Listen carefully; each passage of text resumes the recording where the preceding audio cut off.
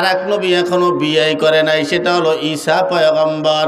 এর এখনো বিয়ে হয় নাই, তার বিয়ার সামনে হবে। আমরা সকলেই তার বিয়ার বরযাত্রী হব। কঠিন আকারে একটা খাওয়ান দেওয়া হইবে, আপনারা কি খাইতে রাজি? বিয়ের কথা হলে টলমল করে দিবলে, ঠিক না? আস্তা খাসি খাওয়া চিন্তা নাই। এ মুসলমান, আল্লাহ ইয়াকুবরে জিজ্ঞেস করলেন, ইয়াকুব তোমার বউ কয়টা? কয় আল্লাহ দুইটা। আল্লাহ পাক বলে, ইয়াকুব দুইটা বউয়ের ভিতরে একটা বউ ভালো আর একটা বউ খারাপ।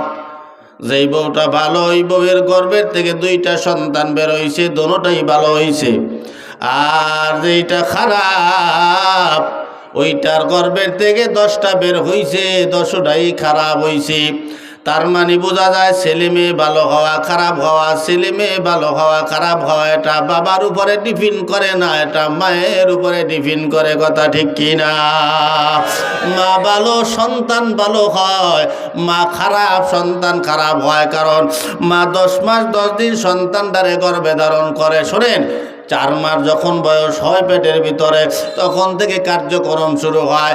মা সন্তান গর্ভে লইয়া যা যা করবে, সন্তান জন্ম নিয়া তাই তাই করবে। মা সন্তান গর্ভে নিয়ে যদি চুরি করে, ওই সন্তান বড় হইয়া সিংকাইটা ঘরের শেষরা চোর হয়। হাড়ি বাতিল চুরি করে না, গরু ছাগল চুরি করে না, শেষরা চোর হবে। না হয় শিক্ষিত হইয়া কাগজে কলমে বড় দুর্নীতিবাজ চোর হয়। কথা ঠিক না?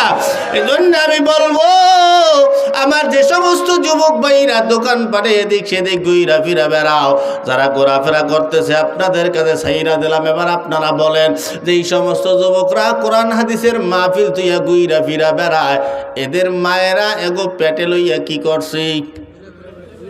তাই মনে হয় না? আমি বলবো, আমি যুবক ভাই, তোমার মায়ের এই বদনামের খাতার থেকে নামটা যদি মুছতে চাও, 10 মিনিট পর আমি আবার হাত জাগাবো।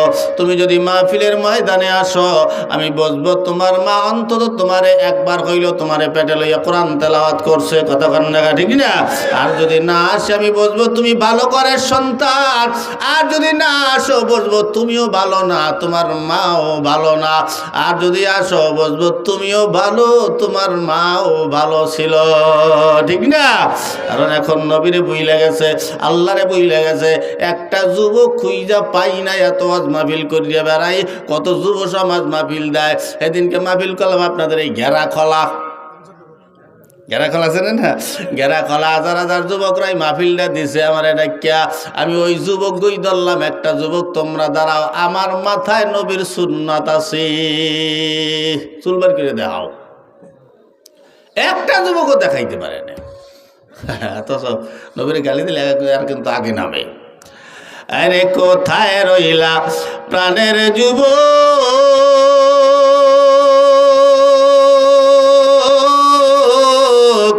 আল্লাহ রাসূল বইলা গেলা রে। একবার কি আল্লাহর কথা হয় না তোমার স্মরণে? একবার কি নবীর কথা হয় না তোমার স্মরণে? জুড়ে বলা যাবে কি মার খাবা? ওরে কি থেকে যে কি হইল, উম্মাত আমায় বুইলা গেল রে। আগের মতো উম্মাত আমায় বাসে না আর ভালো রে। আগের মতো যুবক আমায় বাসে না আর ভালো রে। জোরে বলা যাবে কি মার খাবা? কেন বললাম শোনেন, আগের যুবকরা কেমনে নবীরে ভালোবাসতো, মহব্বত করত। পয়গম্বরের 4 জন খলিফা ছিল। দ্বিতীয় নাম্বার খলিফার নাম কি আপনারা জানেন? সেগাই বেগাই পরে একটা প্রশ্ন করলে, হযরত ওমর। যেই ওমরকে আপনারা চিনেন, একটু বলবেন এই ওমর নরম না গরম? এই ওমর প্রচন্ড গরম। এই ওমর যেদিন থেকে দেশ চালায়, অর্ধেক দুনিয়া ওমরের রাজত্বে চলছে। ওমর কোরআন দিয়েই দেশটাকে চালাইছে। আমাদের দেশটা তো এখন আর ইসলামিক রাষ্ট্র নাই, কোরআন দিয়েও চলে না, হাদিস দিয়েও চলে না। ওমর অর্ধেক দুনিয়াটা কোরআন দিয়া চালাইছে। একদিন তিনি মনে মনে ইচ্ছা জাগলেন তার মনের ভিতরে, আমি তো কোরআন দিয়েই অর্ধেক দুনিয়াটা চালাই, আমার এই দেশটা ঠিক মতো চলে কিনা কোরআন দিয়া আমার একটু দেখতে মনে চায়। ওমর এমনভাবে দেশ চালাইতেন, রাত্রিবেলা খবর লইতেন আমার কোন প্রজা না খাইয়া রইছে, আমার কোন মানুষটা কেমন রইল, খাইতে পারলো না, পোশাক পরতে পারলো কিনা, খুব খবর তিনি নিতেন। একদিন তিনি মনে মনে ইচ্ছা জাগলো যে কোরআন দিয়া পরিপূর্ণভাবে আমার দেশটা চলে কিনা আমি একটু দেখতে চাই। ইনি এই মনোভাব নিয়া ভালো পোশাক পরেন নাই, উল্টা পাল্টা একটা সিরা পাড়া পোশাক পরিয়া, ভালো একটা পোশাক না। উনি চিন্তা করলেন আমি একটু গুইরা গুইরা দেখতে চাই। এবার তিনি মদিনার থেকে রওনা দিলেন। যাইতে যাইতে অনেক দূর পার হইয়া যাওয়ার পরে মদিনার এক সুদূরে যাওয়ার পরে দেখে দুইটা পাহাড়, দুইটা পাহাড়ের মাঝখান দিয়ে একটা জায়গা দেখা যায় নীল ঘাসে ভরপুর দেখা যায়। ওখানে দাঁড়ায় দাঁড়ায় বইসে বইসে এক রাখাল ছাগল দুম্বা ভেড়া এদেরকে ঘাস খাওয়ায়। উনি হাঁটতে হাঁটতে গেলেন ওই রাখালের কাছে, তাড়াতাড়ি গেলেন, গিয়া রাখালে সালাম দিলেন। রাখাল সালামের জবাব দিলেন। রাখাল বললেন, রাখাল ভাই আমার পেটে প্রচণ্ড ক্ষুধা, তুমি যদি আমার একটু ছাগলের দুধ দোয়া দিতা তাহলে আমি একটু খাইয়া পেটটা নিবারণ করতাম। এবার ওমরকে ওই রাখাল জিজ্ঞেস করতেছে, ভাই তোমার যে আমি দুধ দেব তুমি কেডা? কে তুমি? তোমার যে আমি দুধ দেব কেডা তুমি কও? ওমর কেডা? ওমর যদি কয় যে আমি ওমর, তো রাখালের পাশা ঠিক থাকবে? কথা হয় না, হ্যাঁ? আর পাশা গরম হয়ে যাইবে না যে এত বড় নেতা, রে আল্লাহ, আমাকে দেশের পাতি নেতা এই নাম দিতে জিগে আমি কেডা, আমার সে আমি অমুক সাবেক, উনি সাবেক চেয়ারম্যান, সাবেক মেম্বার, হ্যাঁ, সাবেক এমপি, পরিচয় দিয়ে দিত ডাইরেক্ট। আমরা কত বক্তারা আডি, আমি অমুক বক্তা, অমুক তক্তা, আমি নাম কি তার? তোমার জিগে আছে যে তোমার যে দুধ দেবো তুমি কেডা? ওমর কয়, আল্লাহ আমার জিগে যে আমি কেডা, আমি কি বলবো যে আমি ওমর? আর ওমর যদি কয় যে আমি ওমর, তাহলে কি আর কোরআন দিয়ে যে দেশ চলে কিনা কি আর দেখা হবে? তাই তিনি আর পরিচয় দিলেন না, পরিচয় গোপন। কোরআনের দিকে তাকাইলেন, মিল্লাতা আবিকুম ইব্রাহিম হুয়া সাম্মাকুমুল মুসলিমিন। রাখাল রে ডাক দিয়া বলে, ভাই রাখাল আমি আর কেউ নয়, আমি একজন মুসলিম, আমি একজন মুসলমান। এই কথা বলাতে রাখাল ওমরে ডাক দিয়া বলে, তুমি যে মুসলমান আসল না নকল? ওমরে জিজ্ঞায়, তুমি আসল না নকল? ওমর কয় কি? আমি বলি আসল না নকল। মিজাজ গরম হয় না, তারপর ঠান্ডা, কোনো কথা হয় না। কয় ভাই আমি তো আসল মুসলমান, কিসের নকল ফকল কনাম নেই। রাখাল আওয়াজ দেখায়, ভাই এই জন্য বললাম, কারণ যে আসল মুসলমান সে কোনো দিন আমি রাখালের কাছে দুধ চাইতে পারে না। বলেন তো যারা আসল মুসলমান তারা চাবে কার কাছে? আল্লাহর কাছে। আল্লাহ কয়, তোমার যদি একটা ফিতাও দরকার হয়, জুতার ফিতাও যদি দরকার হয়, তাহলে ওই জুতার ফিতাটাও আমি আল্লাহর কাছে আগে চাইতে হবে, তারপরে দুনিয়ার কেউ দিয়ে তোমার উসিলা বানাই আমি একটা ব্যবস্থা করে দেব, কিন্তু আমি আল্লাহর কাছে আগে চাইতে হবে। আমরা চাই খালি ঠিক ঠিক কইয়েই তো যাই, চাই না তো কেউ। এ মুসলমান, এবার জিজ্ঞাসা তুমি আসল না নকল? কয় ভাই আমি আসল মুসলমান। কয় আসল মুসলমান হইলে তো আমার কাছে চাইতে পারে না, চাবে তো আল্লাহর কাছে। ওমর চিন্তা করলেন, কথা তো মিছা নয়, কথা তো খারাপও কথা নয়, আমি তো ভুল করছি, আসলেই তো আমার আল্লাহর কাছে আগে চাওয়া দরকার ছিল। ওমর বললে পালাইছে, ভাই আমার আসলে ভুল হইয়া গেছে। রাখাল কয় ভুল হইছে স্বীকার করেন? কয় হয়। কয় তাহলে তওবা করেন। ওমরের কয় তওবা করতে, কারণ ওমর ওই তওবা করার কথা হইনি চুপ হয়ে গেছে। কারণ একটু চুপ থাকলে আমরা অনেকে কিন্তু মনে করি যে মানে অশিক্ষিত, তাই রাখাল মনে করছে অশিক্ষিত মানুষ মনে হয় তওবা জানে না। কয়টা ভাই আমি আপনারে ভরাই দিই, আপনি পড়েন। তখন আমার সাথে আস্তাগফিরুল্লাহ রব্বি মিন কুল্লি যামবি ওয়া আতুবু ইলাই ওমরে পড়াইলেন। এবার ওমর কয় ভাই ঠিক আছে বুঝলাম, আল্লাহর হস্তে আমার একটু ছাগলের দুধ দাও, তাহলে আমি খাইয়া আমার পেটটা একটু নিবারণ করতাম। এবার রাখাল বলে আমি তো এই দুধের মালিক নেই, ছাগলের মালিক না, আমি তোমারে কেমনে দুধ দেব? বলে তুমি তো একটু মুনাফেক টাইপের মানুষ। ওমরের মেজাজটা গরম হয়ে গেল, আমি মুনাফেক টাইপের মানুষ কি কওটাও কি এগুলা ফাউল কথা কও, এটার মালিক তো আমি না, মালিক তুই আর একজন কথা, মালিকের অনুমতি নিয়ে আসতে হইবে আমার, মালিকের কাছে যাইতে হবে, অনুমতি আনবো, তারপরে অনুমতি দিলে তোমার এসে আমি দুধ দহন কইরা দেব, খাবা। ওমর চিন্তায় পড়ে গেল, ওরে আল্লাহ, ও এখান দিয়ে মালিকের কাছে যাবে, এরপরে আসবে, তাতে আমার পেট ঠিক থাকবে না, অনেক সময় লাগবে। এই কথা বলাতে কয় ভাই তোমারে আমি কয়টা টাকা দেবো, অনেক ঘুষ, কয়টা টাকা দেবো, এই টাকা নিয়ে তুমি আমার ছাগলের দুধ দাও। এই কথা বলাতে রাখাল চওড়া হয়ে গেল। রাখাল বলে আপনার মাথাটা কি ঠিক আছে? এই দেশটা চালায় কেটা আপনি কি জানেন? কয় না ভাই আমি তো জানি না। কয় কন্ত কেরা চালায়? কয় এই দেশটা চালায় হযরত ওমর, কোরআন দিয়া দেশ চালায়। আমি যদি আপনার কাছ থেকে টাকা নিয়ে দুধ দেয়, আমার কল্লা তো যাবে, আপনার কল্লাও শেষ হয়ে যাবে, থাকবে না। এই কথাটা শোনার সঙ্গে সঙ্গে ওমরের একটু ভালো লাগিয়ে গেল। ওমর যে দেশ চালাইতেছে কোরআন দিয়া ধরা খাই যাইতে আছে, সামান্য একটা রাখালের ভিতরে এই কোরআন দিয়া যে চলে দেশটা, সেটাই ফুইটে উঠছে।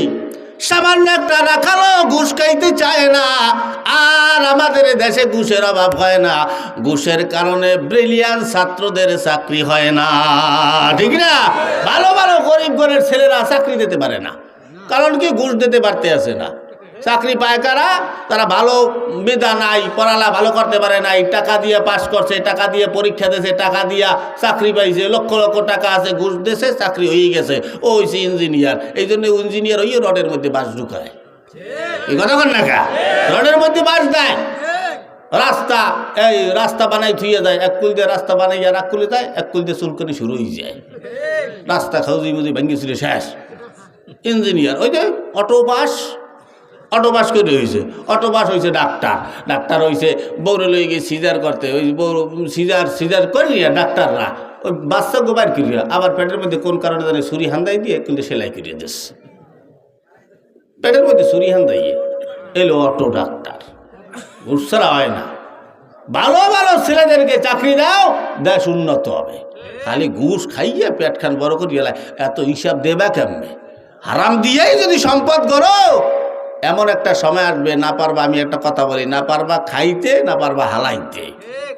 এই কথা কন দেখা গেলাও যাবে না, ফালানো যাবে না। কারণ সব সম্পদ যদি হারাম সম্পদে বড় হয়, হারাম সম্পদ দিয়ে হয়, কোটি কোটি টাকার মালিক তুমি, কিন্তু সবই হারাম সম্পদ। এমন এক সময় আসছে, এখন এই সম্পদ তুমি কি করবা? এই সম্পদ গেছো মাদ্রাসায় দান করতে, দান করতে গেলে তো তুমি চিন্তা করলা যে এই হারাম টাকা দান করিয়া তো কোনো লাভ আছে? কথা কয় না। হারাম টাকা দান করলে কোনো লাভ আছে? হারাম টাকা দান করবা তাতেও তুমি জান্নাত পাইতে আসো না, এ দান তোমার কবুল হবে না। এবার চিন্তা করলা তা কি করবো, এ দানা এ টাকা আমি খাবো বইয়া, খাবা কি? খাইবে কি? হালাল না হারাম? তা দানও করতে পারতেছো না, নিজে খাইতেও পারতেছো না, খাবাও হারাম, দানও করবা হারাম, তা কোনটা দিয়ে তুমি জান্নাত পাবা? এজন্য সব হারাম সম্পদ কামাইও না, হালাল কামাও, কম খাও। খেজুর খাও করে বই কিনিয়া, ঠিক না? স্বাস্থ্য ভালো থাকবে, খায় আউল ফল। এ মুসলমান, ওমরের একটু ভালো লাগিয়ে গেল যে আমি ঘুষ দেওয়ার পরেও নিল না। ওমর যে কোরআন দিয়া দেশখানা চালায়, এই সামান্য রাখাল কোরআন অনুযায়ী চলতেছে, যে ঘুষ নিতে চায় না, তোমার কল্লাও যাবে, আমার কল্লাও যাবে, ভাই আমি মরতে চাই না, তুমি এখান দিয়ে বাইগা যাও। ওমরের ভালো লাগিয়ে গেল, কয় ভাই আপনারে আমার খুব ভালো লাগছে, আপনি রাখাল হয়েছেন, তাতে কি হয়েছে বলেন? আপনার জীবনে কোনো আশা বাসা আছে কি? খাও খয়রাত করে আবার আমার আশা পূরণ করবা কি দেয়া, ঠিক না? তুমি আমার দ্বারই ঘুষ চাই, দুধ চাইতে আছো, তো তোমারই পেট চলে না, তুমি আমার আশা পূরণ করবা কি দিয়া? বলো তোমার কোনো আশা বাসা থাকলে আমি তোমার আশা পূরণ করে দিব। বলে না ভাই, আমার জীবনে দুইটা আশা আছে। কয়টা? দুইটা আশা। এই দুইটা আশা আমার পূরণ হইলেই চলবে। বলে বলো তো? বলে আমার এক নম্বর আশা, আল্লাহ রব্বানা আতিনা ফিদ দুনিয়া হাসানা ওয়া ফিল আখিরাতি হাসানা।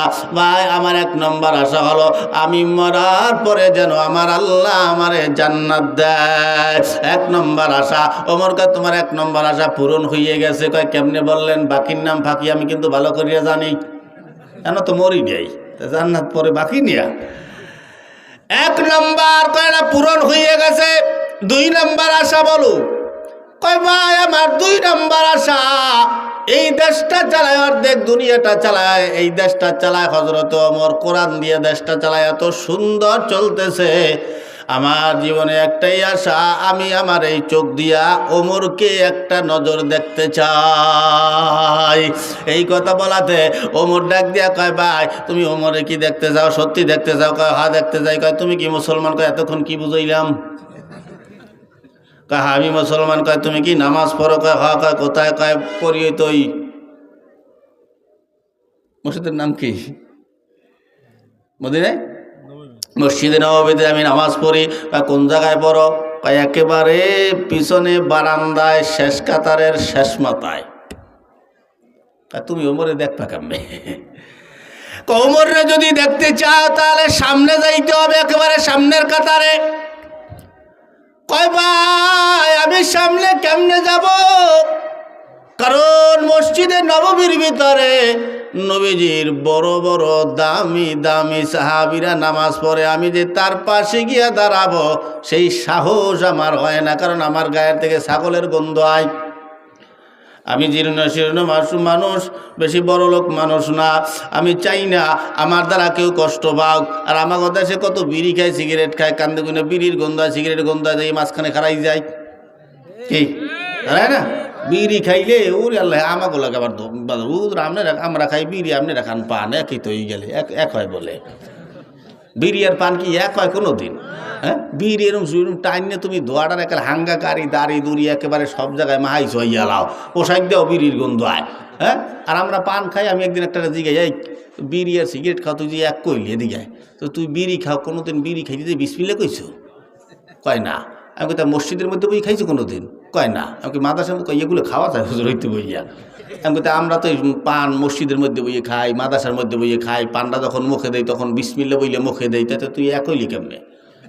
ধোয়া দা উড়াইয়া আর আমরা খাই একেবারে হজম করিয়া লাই পাকাস্তরিতে চলিয়ে যায়। এই কথা কর না, ঠিক না? তো এক হয় কেমনে? এ মুসলমান কয় ভাই আমার শরীর থেকে ভালো গন্ধ আসে না, ভালো ভালো দামি দামি সাহাবীরা মসজিদটা ভরপুর হইয়া যায়, আমি তাদের মাঝে কেমনে দাঁড়াই আমার বড় ভয় হয়। কে না জানি আবার কোন দিক দিয়ে ধমক আমারে মাইরা ভাই, কি আর করা যায়? এবার ওমর বলে ভাই তুমি যদি ওমরে দেখতে চাও তাহলে বারান্দা সাইরা মসজিদে রাখতে হবে, তাও একেবারে সামনের কাতারে। ইমাম সাহেব যেই জায়গায় দাঁড়ায় ইমাম সাহেবের বরাবর পিছনের কাতারে সামনের কাতারে তোমার বসতে হবে, তাহলে তুমি ওমরে দেখতে পাবা, নইলে ওমরে দেখা সম্ভব না।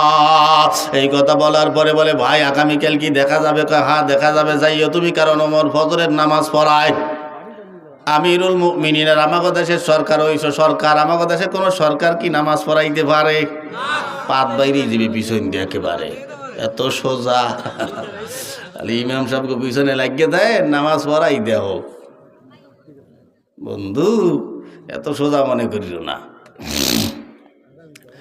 এবার আওয়াজ দিয়ে কয় ভাই আমার আর বাড়ি যাওয়া হবে না। বলে কেন বাড়ি যাওয়া হবে না?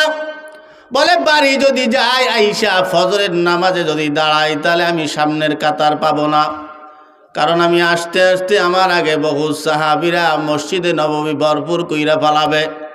ওরে ভাই আল্লাহওয়ালা খালি এই রুমাল মুড়া দিলেই হয় না, আল্লাহওয়ালা এই জুব্বা পরলেই হয় না, আল্লাহওয়ালা কোট প্যান্টাই পরলেই আল্লাহওয়ালা হওয়া যায় না। আল্লাহওয়ালা রাস্তার পাগলও হয়। রাস্তার পাশে দাঁড়াইয়া থাকে বহুত আল্লাহওয়ালারা, ভালো পোশাক তার গায়ের ভিতরে নাই। একবার শোনেন তাহলে আল্লাহওয়ালা কারা। এই যে দেখেন, আমি এখানে আসছি, আমি আব্দুর রহমান। আমি তো আপনারা দিকে যদি দিকে কেটা দামি কইবেন, হুজুর আপনি বড় দামি, কিন্তু আমি তো জানি আপনারা দামি। আমি জানি আপনারা দামি। আমি আব্দুর রহমান এখানে আসছি আমি টাকার জন্য। কি কথা কর না কা? হ্যাঁ, কথা কয় না। আরে ঠিক কইতে কি ভয় লাগতে আছে? আমি আইছি টাকার জন্যে।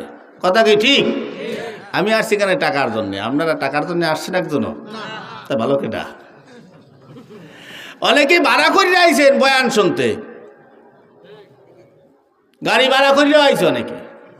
আপনার এলাকার মানুষগুলো আসছেন, আপনারা আসছেন, আমি বক্তার দাম আছে। আপনারা আসবেন না, আমি বক্তার কোনো দাম আছে? হ্যাঁ, পাবলিকের কারণে জান। হাফিজুর রহমান আইসে ওয়াজ করতে, লক্ষ লক্ষ জেলার সাইদি সাহেব আইসে বয়ান করতে, লক্ষ লক্ষ জনতা হয়। যদি একটা জনতা না হয় তাই সাইদির কোনো দাম আছে? হাফিজুর রহমানের কোনো দাম আছে? বক্তা শ্রোতার কারণে বক্তার দাম। এরপরেও একজন শ্রোতা প্রস্তাব করতে যাইতে পারে না, আগতে যাইতে পারে না, হ্যাঁ একটু উঠে দাঁড়াইলে হ্যাঁ বক্তাকে ভেটকি ঠেলায় জায়গায় প্রস্তাব পায়খানা করিয়ে দেওয়া লাগে। কেউ ও বেটার সমস্যা থাকতে পারে না? ওই সমস্যা কেন প্রস্তাব করতে যাইবে, বাথরুমে যাইবে, সমস্যা কি তোমার? ভেটকি সেটি আমি কোনো পাবলিকের ধমক টমক দেই না। আপনারা আসছেন, আপনারা নিচে বসছেন, আমি কিন্তু উপরে বসছি। আপনারা হোগলার উপরে বসছেন ফ্লোরে, আর আমি একটা চেয়ারে বসছি। কে দামি? দামি তো আপনারা, আমরা বক্তারা দামি না। আমি আসছি লোভে, আপনারা কেউ লোভে আসেন নাই, এজন্য আপনাদেরকে আমি দামি মনে করি। আমরা তো এখন কত কিছু বার করি, যে বক্তারা মাহফিলে যায়, পোস্টার ছাড়ে ফেসবুকে, পায়খানা যায় ফেসবুকে ছাড়ে, পায়খানা দিয়ে বাইরেছি ফেসবুকে ছাড়ে, গাড়িতে উঠতে আসি অমুকখানে মাহফিলে যাইতে আসি ফেসবুকে ছাড়ে, গাড়ির থেকে নামছে মাহফিলে পৌঁছেছি তাও একটা সেলফি তুললে ফেসবুকে ছাড়ে, এই বিমানে উঠছি আমি যাইতেছি অমুকখানে সেলফি তুললে, এরপরে বিমান থেকে নামছে এই যুবকরা আমারে গাড়ি নিয়ে আইছে, আমারে বহর করে লইয়ে যাইতে আছে। দেখ উনি বক্তা হইছে, উনি বড় বক্তা। উনি হোটেলে ঢুকছে, উনি মুরগির মাথায় দিয়ে ভাত খাইতে আছে না, বড় বড় মাছের মাথা লইতে আছে, আস্তা ছাগল লইতে আছে, তা ভিডিও করিয়ে করিয়ে উনি ছাড়তে আছে। এগুলো কি নবীর সুন্নাত?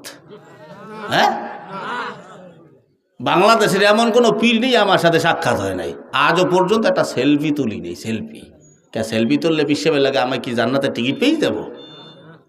সত্য কথা না কইয়া পারি না যে হাফিজুর রহমান 3 ভাইয়া করে দেখার লোকে সারা বাংলাদেশ পাগল। আমি আজ পর্যন্ত চোখ দিয়ে দেখিনি। এক লোকে হইনি আশ্চর্য হয়ে গেছে, কয় কি যে দেখার লোকে বাংলাদেশ পাগল, আপনি আজ পর্যন্ত দেখলেন না? কি এই ভ্যাগো দেখলে সেলফি তুললে আমি সেলফি কি জান্নাতের টিকিট? ওই সেলফি জাহান্নামের টিকিট হয়ে যাইতে পারে। কথা বল না, ঠিক না? জাহান্নামে যাইতে পারে, কারণ হারাম জিনিস তুমি করতেছো। কি লাভতে এগুলা করো কা তোমরা বক্তা সাহেবেরা? কয়জন লোক ভালো হইছে বাংলাদেশে? কোটি কোটি মানুষ, কয়টা যুবক ভালো হয়েছে? আমি তো দেখি না, আমার নজরে পড়ে না। কষ্ট করি প্রতিদিন আমরা।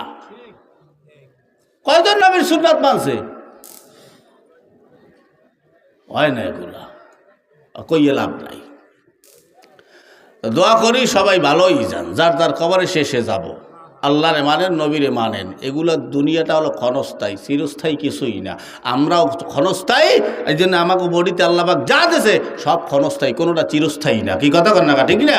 2 দিন পর আমার এই 4 চামড়াটা দোতরা দিয়ে যায়, কেন? বলে এটা ক্ষণস্থায়ী। আমার নখ পড়িয়ে যায়, কেন? বলে ক্ষণস্থায়ী। আমার চোখের পাওয়ার কমে যায়, কেন? ক্ষণস্থায়ী।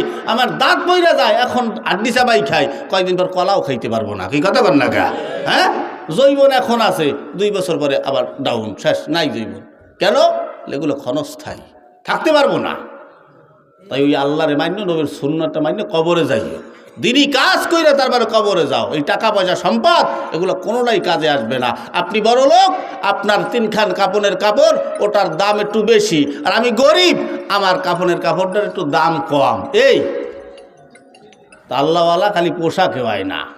শোনেন, একবার মদিনায় দুর্ভিক্ষ দেখা দিয়েছে, সাহাবীরা অনেকে বাচ্চা রয়েছে, অনেক সাহাবীরা বাঁচা, অনেক সাহাবীরা দুর্ভিক্ষ হওয়াতে সাহাবীরাও নামাজ কালাম পড়ে আল্লাহর দরবারে দোয়া করে, কিন্তু কোনো কাম হয় না। দুর্ভিক্ষ হয় কিন্তু বৃষ্টি হয় না, বৃষ্টির খুব প্রয়োজন।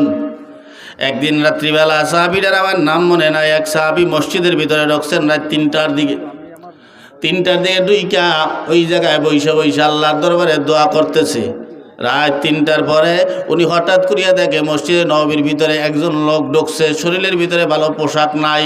ওই লোকটা টপ টপ করিয়া হাইটা এসে একটা খুঁটির গোড়ায়, একটা খাম্বার গোড়ায় ওখানে উনি বৈশা বললেন নামাজের হালতে, নামাজও পড়ে নাই, নামাজের হালতে ওই জায়গায় বৈশা গেলেন।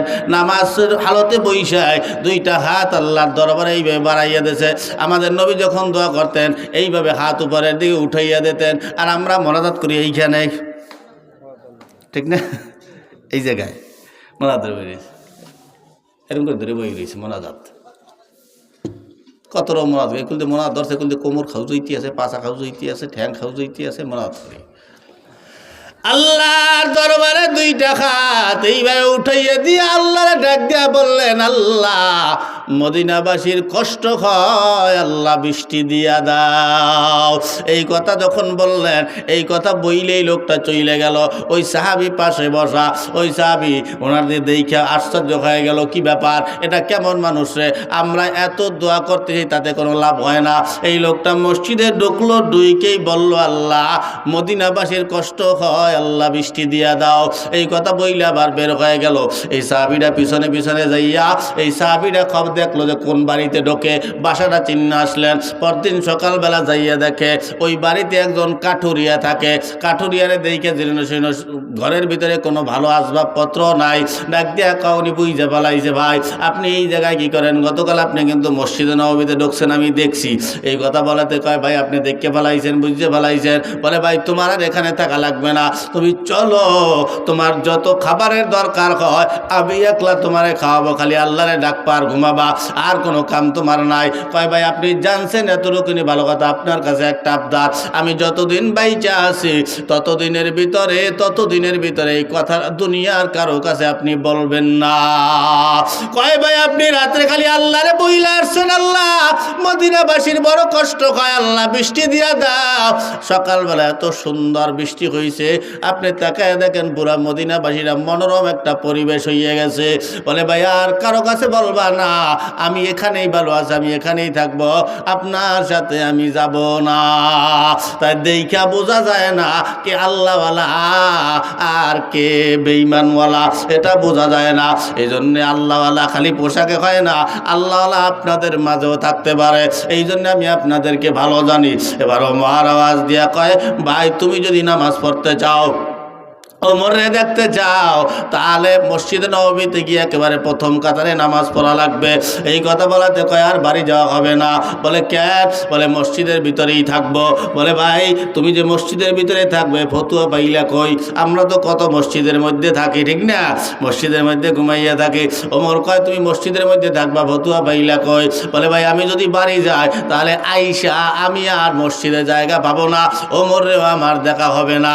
ঠিক আছে, ওই দিন রাত্রটা মসজিদে উনি ঘুমাইলেন। পরদিন সকালবেলা ওইটা একেবারে সামনের কাতারে ওমর যেই জায়গায় নামাজ পড়াবে, ওমরের পিছন বরাবর প্রথম কাতারে ওই লোক দাঁড়ায় গেল, ওই রাখাল ওমরে তো জানে যে ওমর একজন পথিক, কারণ ওমরের সাথে ওই রাখালের সাথে দেখা হয়েছে পথিক হিসাবে, পথিক, ঠিক না, পথিক ওই কথা কইছিল না, এটা দুঃসই ছিল।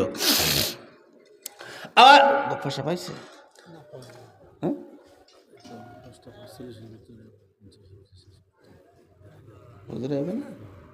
কটার ভিতরে আসবে, কত বাজে? আসেন মুসলমান নবীর কষ্ট হইতে আছে, হ্যাঁ খারাপ লাগে, চলবে ইনশাল্লাহ। চলার পক্ষে কারা কারা?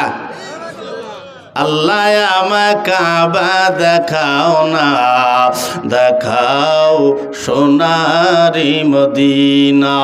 আল্লাহ আমায় মক্কা দেখাও না, দেখাও সোনারি মদিনা। জোরে বলা যাবে কি মারহাবা? যার কারণে গুম্মর আসে না, দেখাও সোনারি মদিনা। আল্লাহ আমায় কাবা দেখাও না, দেখাও সোনারি মদিনা। কাবা তফ করিব, সাফা মারওয়া দৌড়িব, তারপরে আমি জমজম পানি খাব। তারপর পড়ব নামাজ দেখো না, তারপর পড়ব নামাজ দেখো না, দেখাও সোনারি মদিনা। আল্লাহ আমায় মক্কা দেখাও না, দেখাও সোনারি মদিনা। মদিনা মুনাওয়ারা যাহা বিশ্বেরই সেরা, যেথায় শুয়ে আছে মোর নবীজি পিয়ারা। পরে আছি দিন যে কাটে না, পরে আছি দিন যে কাটে না, দেখাও সোনারি মদিনা, দেখাও সোনারি মদিনা। আল্লাহ আমায় কাবা দেখাও না, দেখাও সোনারি মদিনা। আরাফাতে যাইব আমি হাজি হইব, মুজদালিফাতে গিয়ে আমি পাথর কুড়াব। শয়তান মারব গিয়ে মিনায় বলো না, শয়তান মারব গিয়ে মিনায় বলো না, দেখাও সোনারি মদিনা। আল্লাহ আমায় কাবা দেখাও না, দেখাও সোনারি মদিনা।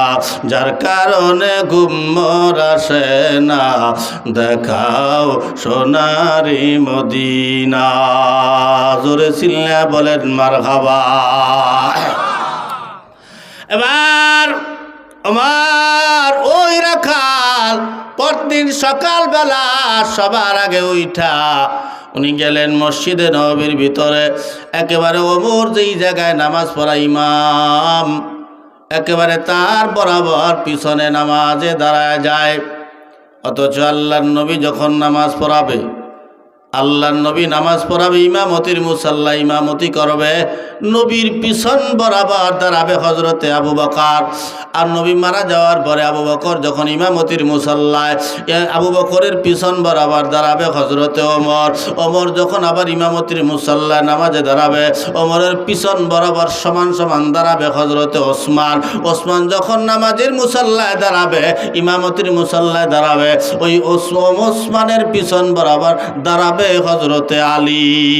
এই পর্যন্তই নবী বলছেন যে আমি নামাজ পড়ালে আমার পিছনে দাঁড়াবে আবু বকর, আবু বকর নামাজ পড়ালে তার পিছনে দাঁড়াবে হজরতে ওমর, ওমর নামাজ পড়ালে তার পিছনে দাঁড়াবে হজরতে ওসমান, ওসমান নামাজ পড়ালে তার পিছন বরাবর দাঁড়াবে হজরতে আলী। এই চারটার কথা বইলেই আল্লাহ নবী শেষ করে দিয়েছে, আর বলেন নাই। তার মানে বোঝা যায় খোলাফায়ে রাশেদার যুগ এই পর্যন্তই ছিল।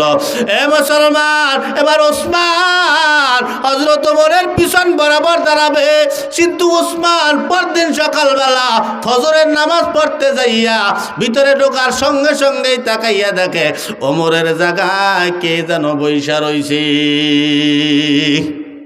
ওমর আর কোনো কথা কয় না, দূরের থেকে দেখি জানি কেমন কেমন লাগ দিয়া যায়, কি ব্যাপার। এরকম আমার দেশে যদি হইতো, ঠিক না, যে আমি ওসমান সভাপতি, সেক্রেটারি, আরো কত বড় লোক নামাজ পড়তে ঢুকলে আমরা তাকে ঠেলিয়া সারে সার খুব যাইব কিসের সামনে বসে কথা, ভালো পোশাক নাই। আল্লাহর ঘর এমন একটা ঘর, ওখানে সবাই সমান, কিসের ভিখারি আর ভিখারি।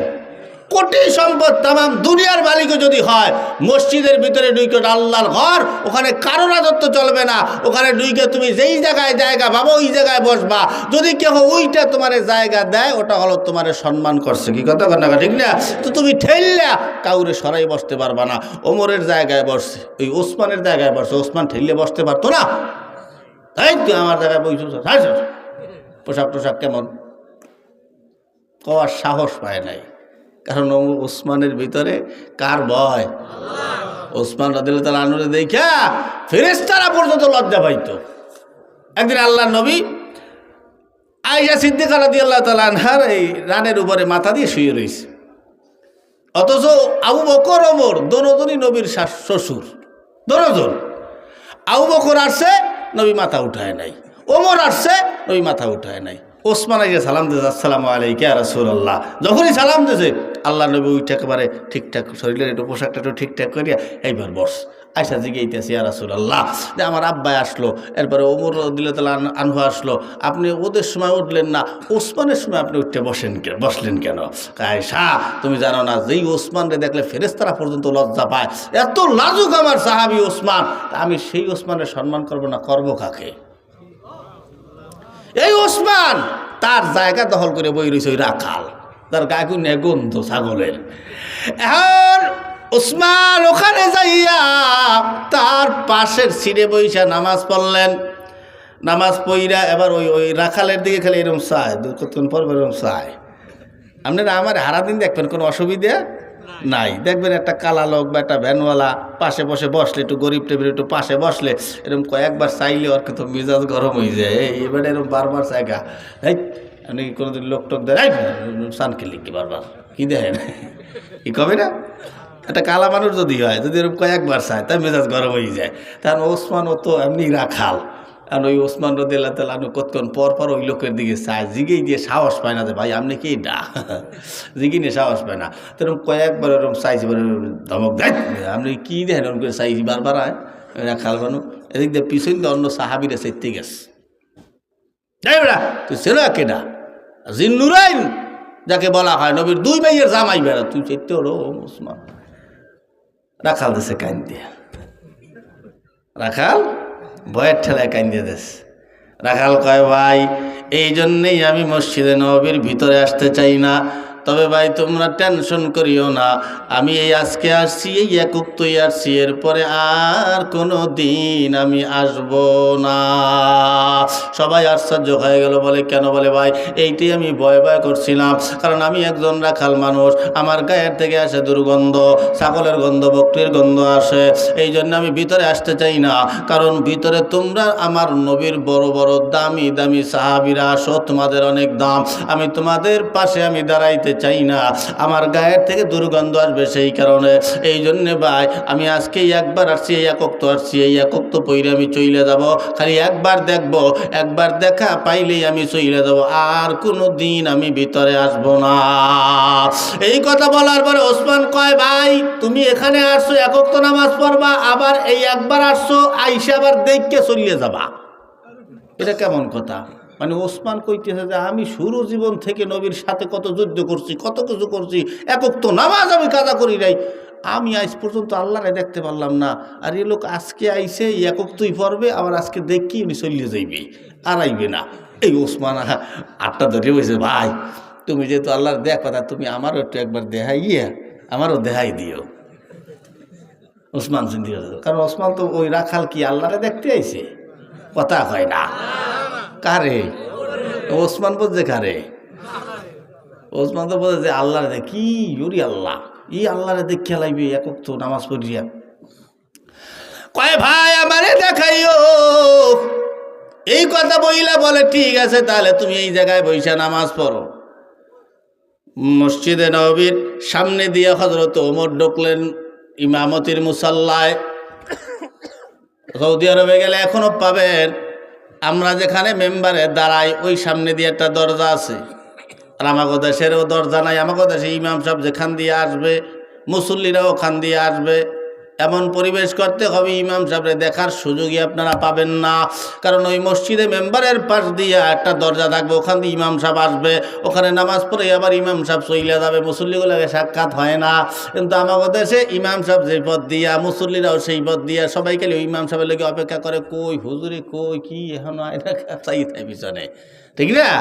এগুলো না, এগুলো আস্তে আস্তে এই পরিবেশগুলো নষ্ট করে ফেলাবেন। মেম্বারের পাশ দিয়ে একটা দরজা থাকবে, ওখান দিয়ে ইমাম সাহেব আসবে, কোনোই থাকবে না, ইমাম সাহেব এই সরেন সাইড দেন কুড়েই কাছে, তারপরে আসা লাগে। ওসমান আওয়াজ দিয়া কয় এবার আমি দেখবো ওমর আইছে ইমামতের মুসাল্লা যখন দাঁড়ায়, এবার সবাই এবার সবাই ওখানে বৈশা এবার ওখানে বৈশা যখন একামত শুরু হয়ে গেল, সবাই একামত দিতেছে মিল্লা। এবার একামতটা যখন শুরু হয়ে গেল, এদিক দিয়ে কদ কামাতিস সালাহ যখন বললেন, তখন ওই রাখাল দাঁড়াইয়া লোকমা দিয়ে দিলেন। সবাই আশ্চর্য হয়ে গেল, সব সাহাবীরা চেতে গেল। এবার চেতে দেওয়ার পরে এবার কয়, তুমি কেন লোকমা দিলে এই অসময়? তোমার এমনি প্রথমে আমার সন্দেহ ঢেকছে, তোমার এখানে নামাজ পড়তে দেওয়াটা ঠিক হয় নাই, তুমি কেন লোকমা দিতে গেলা? এই কথা বলাতে বলে, ভাই আমি লোকমা দেওয়ার কারণ আমি তো না, আমি লোকমা দেওয়ার কারণ হলো এই পথিক। কেনা পথিক, কারণ ও তো জানে না যে ও ওমর, ও এখনো জানে না যে ইনি ওমর, ও এখনো জানে, কারণ এই পথিকের সাথে তার সাক্ষাৎ হয়েছিল ওই মাঠের ভিতরে। এজন্য উনি জানে যে এই পথিক, তো ও এখানে আসবে কেন? এখানে তো আসবে হযরত ওমর, এই পথিক এখানে কেন? এই চিন্তা করিয়ে উনি দিয়েছে লোকমা, যে পথিক হলো মেন সমস্যা। কি কষ্ট হইতেছে আপনি গো, শুনবেন না? অনেক লুম্ফা আলোচনা, কইতে কইতে রাত কেটে যাবে। কবো হ্যাঁ, সারে থাকবে বলে, এরা থাকবেন আপনারা, খিচুড়ি দিয়ে দেবো, খাইয়ে লইয়ে বইলে ভালো হয় না? কষ্ট হয়ে গেলে তো একটু বসেন, তা শোনেন কি করবো, দিনই কাজের সাথে জড়িত থাকবেন তো আপনারা। এই যে দেখেন আপনাদের এই মসজিদ, এই যে মসজিদটা এখানে হইতেছে, আপনাদের জন্য খারাপ না ভালো? খারাপ না ভালো? শোনেন, বাড়ির ভিতরে মসজিদ করেন, আমি আব্দুর রহমান কোনোদিন যাব আপনাকে বাড়ির মধ্যে? এই কোনো আল্লাহওয়ালারা যাবে? আপনি যদি দাওয়াত করে না নেন কোনোদিন যাইবে? কিন্তু এই রাস্তার পাশ দিয়ে বহুত আল্লাহওয়ালারা যাবে, চলবে, ফেরবে। মসজিদ পাইছে, নামাজের টাইম হয়েছে, একটু নামাজ পড়ে যাবে। আমরা এখনও সুন্দর সুন্দর মসজিদ দেখলে মনটা, এই যে যাওয়ার সময় যে সাদা মসজিদটা, ওটা কত বক্তারা ঢোহে না, একটু মনটা চায় যে আমি হেন একটু ঢুকে 2 রাকাত নামাজ পড়বো। তা আপনাদের এখানে যদি একটা সুন্দর করে, মসজিদটা ছোট হোক কিন্তু যদি সুন্দর হয়, দেখবেন বহুত মানুষজন আসবে, মসজিদটা দেখে ভালো লাগবে, আল্লাহর ঘর, একটু 2 রাকাত নামাজ পড়ে যায়। এরকম বহুত আল্লাহওয়ালারা এই পথ দিয়ে যাবে, বহুত বক্তারা এই পথ দিয়ে মাহফিলে যাবে। এই অমুকখানে মাসুম ভাইয়ের মাদ্রাসা আছে, ওখানে আমরা একটু নামাজ পড়ে যাই। আমি আপনাদের এখানে মাহফিল করতে গেলে আমার অবস্থান কিন্তু আপনাকে এখানে অনেকেই আমার চেনেন, দেখেন, ঠিক না? আমি এখানে এসে থাকি, ওর এখানে খাই দাই, গোসল মোসল যা কিছু করার এখানে এসে করি, এখান দিয়ে আবার যাই। তাই এই মসজিদটা হবে এখানে আপনারা 2 টাকা, 10 টাকা, 20 টাকা, 5 টাকা, 50 টাকা, 100 টাকা, 10,000, 1,000, 20,000 ইট, বালু, সিমেন্ট, রড এগুলো দিয়ে মসজিদটা তৈরি করছেন সুন্দর করে, দর্শকের টাকা।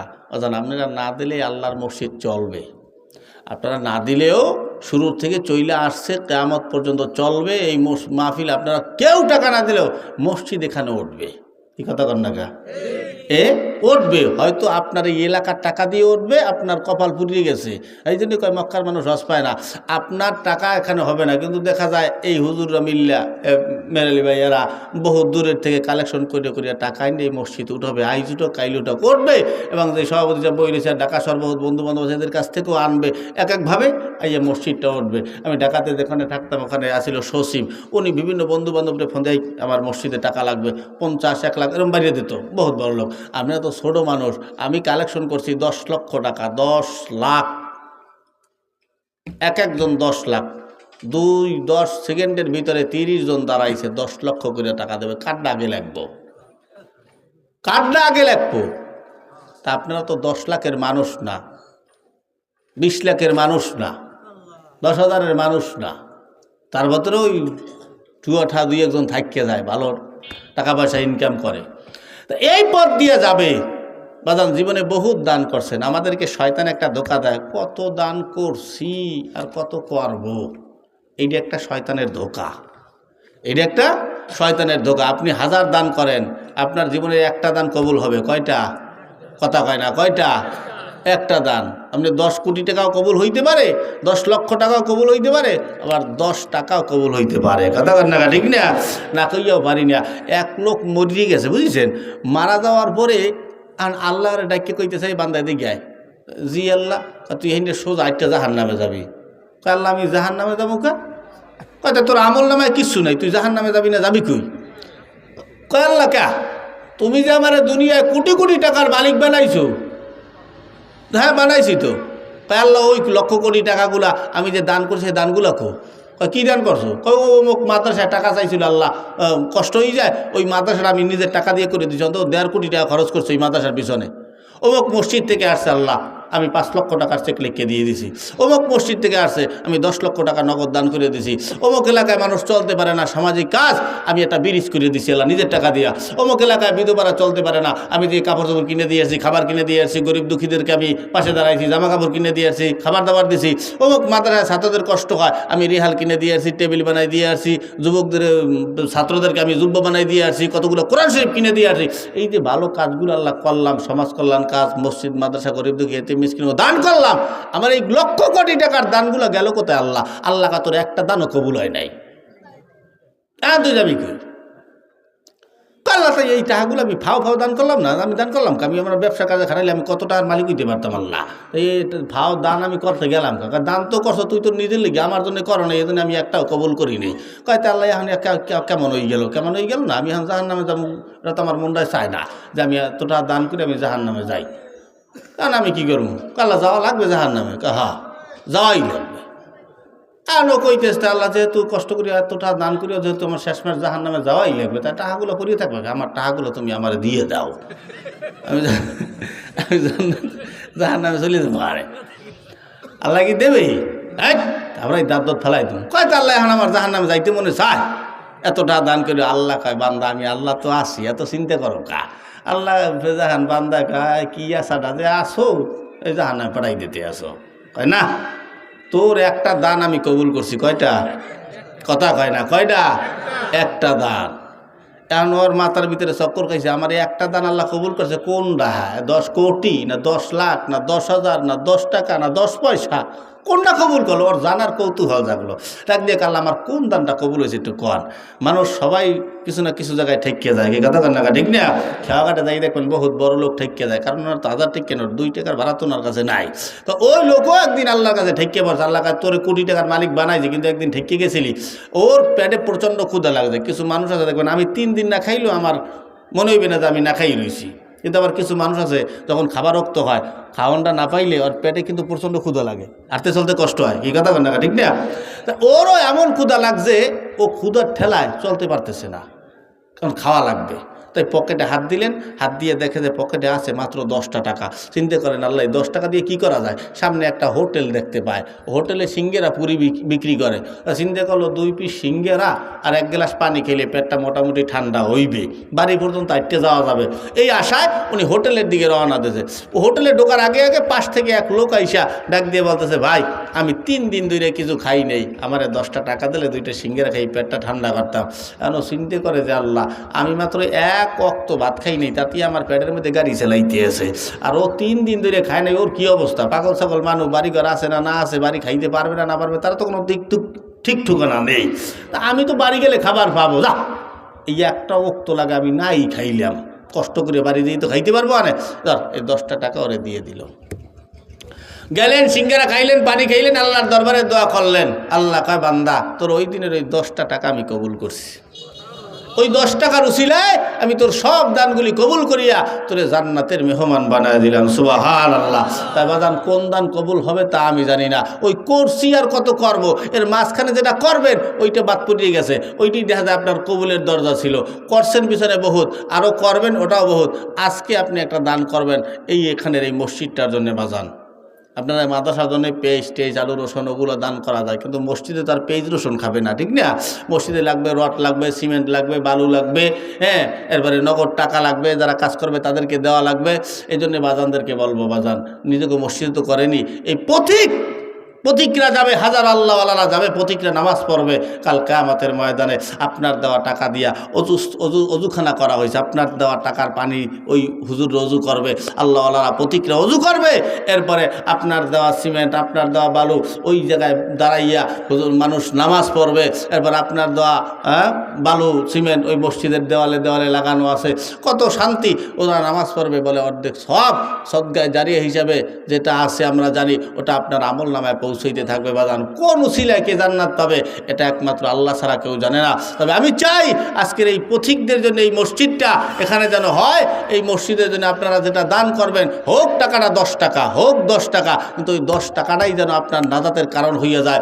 একমাত্র আল্লাহর জন্য, আল্লাহর ঘরের জন্য, আল্লাহর জন্য আপনারা দান করবেন। আজকে এই মসজিদটার জন্য কিছু টাকার তো দরকার, ঠিক না? ইট বালু সিমেন্টের দরকার। হুজুর আমি 10,000 টাকা দিতে পারবো ইটের জন্য, আমি 10,000 ইট দিতে পারবো, বা 1,000 ইট দিতে পারবো, বা আমি 500 ইট দিতে পারবো, আমি 200 ইট দিতে পারবো, আমি হুজুর 2 বস্তা সিমেন্ট, 5 বস্তা সিমেন্ট, 1 বস্তা সিমেন্ট, যে যেটা পারবেন, বা আমি রড দিতে পারবো কিছু। মন থেকে বলতে হবে বাজান। মন এখন পারবেন এরকম কোনো কথা না। আপনি যখন কাজ চলমান যেহেতু আছে, আপনার কাছে এখন টাকা নাই, 2 সপ্তাহ পরে হয়েছে, আপনি 2 বস্তা সিমেন্ট কিনে নে, ভাই আমি 2 বস্তা সিমেন্ট লেখাইছিলাম, এরকমভাবে একটু বলেন বাজান। আজকের দানটাই যেন আপনার জীবনের শ্রেষ্ঠ দান হয়, আজকের দানটাই যেন আপনাকে জান্নাতে নিয়ে যায়, আজকের দানটাই যেন আপনার নাজাতের উসিলা হইয়া দাঁড়ায় বাজান। একেবারে মন থেকে কুল ইন্না সলাতি, মন থেকে একেবারে আল্লাহর জন্যে বলবেন। আমি কোনো অ্যামাউন্ট আপনারা ধরে দিলাম না, আমি অ্যামাউন্ট ধরিনি এই কারণে, কারণ অন্যান্য জায়গায় অ্যামাউন্ট ধরি, আপনার অ্যামাউন্ট ধরে দিলাম না, আপনি মন থেকে দেবেন। আপনার মনের দানটা আমি দেখতে চাই আজকে। 2 বস্তা সিমেন্ট, কি নাম ভাই? ফারুক ফকির ভাই। এই ফারুক ফকির ভাই যদি দেয় 2 বস্তা সিমেন্ট, ঠিক না? তা ফারুক বড় লোকের তো দিতে হইবে 10 বস্তা, ঠিক না? নারে তাকবীর। আয় আল্লাহ, আমাদের ফারুক ভাই, আয় আল্লাহ 2 বস্তা সিমেন্ট আল্লাহ তোমার এই ঘরের জন্য দান করছে। আল্লাহ আমি মন থেকে বললাম, তারাও মন থেকে দিল। আল্লাহ কাল কিয়ামতের ময়দানে কত টাকা দান করছে আমি আল্লাহ জানি না, তবে আজকের এই 2 বস্তা সিমেন্ট আল্লাহ তুমি তার জান্নাতের উসিলা বানায় দিও। সকলে বলি আমিন। শালম ভাই 2 বস্তা, কি নাম? আবুল বাশার ভাই 2 বস্তা, নূর মোহাম্মদ মোল্লা 1 বস্তা।